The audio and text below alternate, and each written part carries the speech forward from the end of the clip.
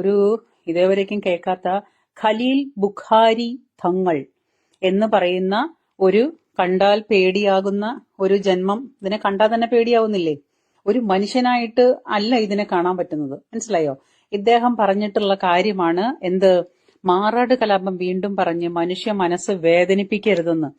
മുസ്ലിം സമുദായത്തിന്റെ ആത്മീയ നേതൃത്വങ്ങളെ മഹാപണ്ഡിതന്മാരെ കേട്ടാൽ അറയ്ക്കുന്ന വാക്കുകൾ ഉപയോഗിച്ചുകൊണ്ട് ആക്ഷേപിക്കുകയും അപമാനിക്കുകയും ചെയ്യുമ്പോൾ അവർക്ക് അതേ നാണയത്തിൽ തന്നെ മറുപടി കൊടുക്കുന്നതിന് പകരം നമ്മുടെ ആത്മീയ നേതൃത്വങ്ങൾ സമൂഹത്തിന് വേണ്ടി ചെയ്യുന്ന നന്മകളെ ഉയർത്തിക്കാട്ടി ഇത്തരം മനോഭാവമുള്ളവരുടെ തിന്മകളുടെ പ്രതിരൂപങ്ങളായ ഈ മനുഷ്യരെ തിരുത്തുക എന്ന് പറയുന്നത് നമ്മളുടെ ഉത്തരവാദിത്തമാണ്, ബാധ്യതയാണ്. നമുക്കറിയാം, മനുഷ്യർക്കൊപ്പം എന്ന മഹത്തായ ഒരു പ്രമേയം ഉയർത്തി കാന്തപുരം ഉസ്താദ് നയിക്കുന്ന കേരള യാത്രയിൽ ഉസ്താദിന്റെ വലം കൈയായി കൂടെ നിൽക്കുന്നയാളാണ് ബഹുമാനപ്പെട്ട ഖലീൽ തങ്ങൾ. അതുകൊണ്ട് തന്നെ മനുഷ്യർക്കൊപ്പം നിൽക്കുന്ന ഒരു നേതാവിന്, ഒരു പണ്ഡിതന് എങ്ങനെയാണ് കഴിഞ്ഞുപോയ ഒരു കലാപത്തിന്റെ ഓർമ്മകളെ വീണ്ടും ഊതി ഊതി പുകയ്ക്കാൻ കഴിയുന്നത്?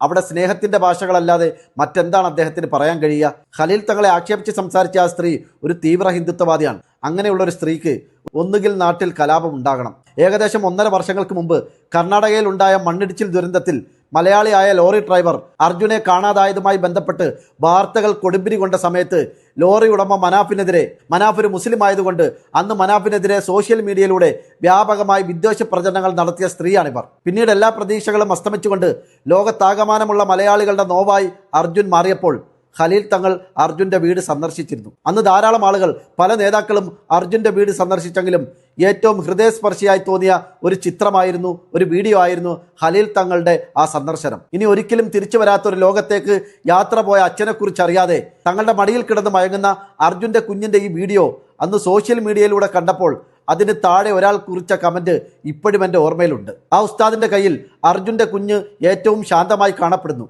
ജീവിതത്തിലുടനീളം അവൻ ആ ശാന്തതയും സമാധാനവും കൈവരിക്കാൻ സാധിക്കട്ടെ. നോക്കൂ, മനുഷ്യർക്കൊപ്പമാണ് ഞങ്ങളെന്ന് എത്രയോ പ്രവർത്തനങ്ങളിലൂടെ തെളിയിച്ചവരാണ്. അതൊരു മാതൃകയായി ഈ സമൂഹത്തിന് മുന്നിൽ ഉയർത്തിക്കാട്ടിയവരാണ് ഞങ്ങളുടെ ആത്മീയ നേതൃത്വം.